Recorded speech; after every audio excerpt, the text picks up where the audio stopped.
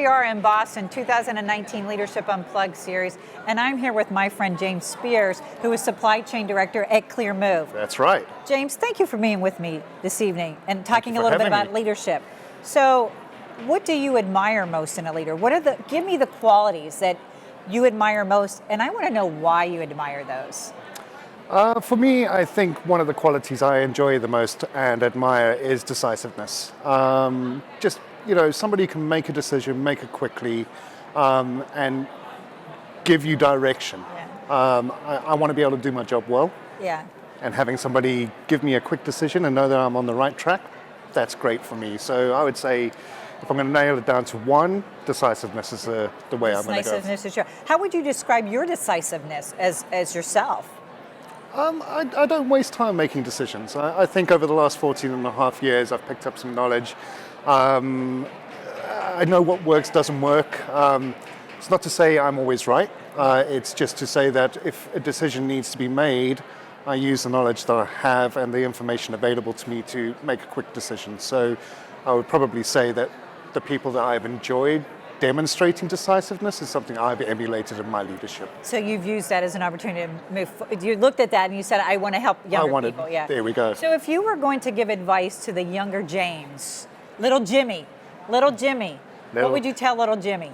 It's going to sound like a cliche, but I probably wouldn't change anything. I'd say do what you're doing. Yeah. I don't take myself that seriously. Okay. And I think that's because of what I've experienced growing up and in my professional career. I take what I do very seriously. Yeah. And I think that's all been a part of the tapestry of life and the experiences that I've gone through. So, cliche, but keep on doing what you're doing. So I view that and think about that in the concept of authenticity.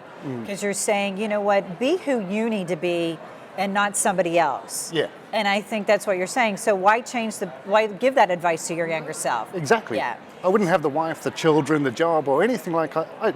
I'm not saying I wouldn't be successful, but I wouldn't have this life that I enjoy so much if I changed it. If you changed, you know what? That's a great way to think about it. All right. So I know you're across the pond.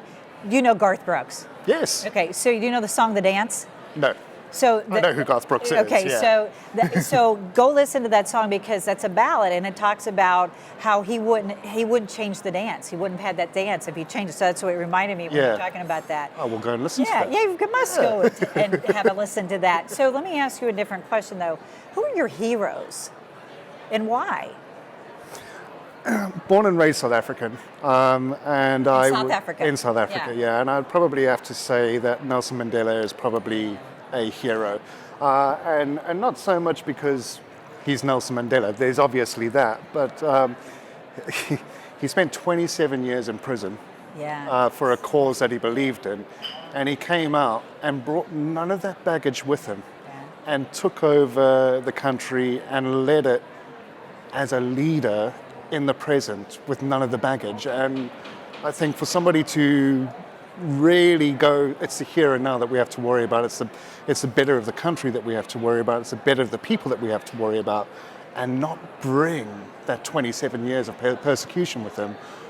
What's not to admire about that? You know what, it gives me chills to just hear you talk about that, because you know when you find somebody that you can lead into like that, who's lived such a challenging life and comes out and just lets it go.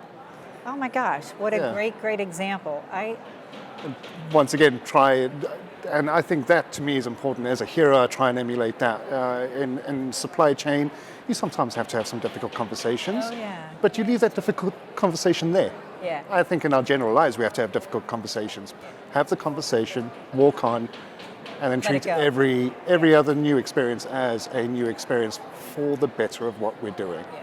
And you know what, particularly a time in humankind where we need to do that, right? We're at a really interesting time around the world globally, and to think about that, I think it's an absolutely fantastic thing. You know what, I need to study more about Nelson Mandela in terms of just carrying that forward. So thank you for that, friend. Appreciate you, James. Thank you very much, Peggy.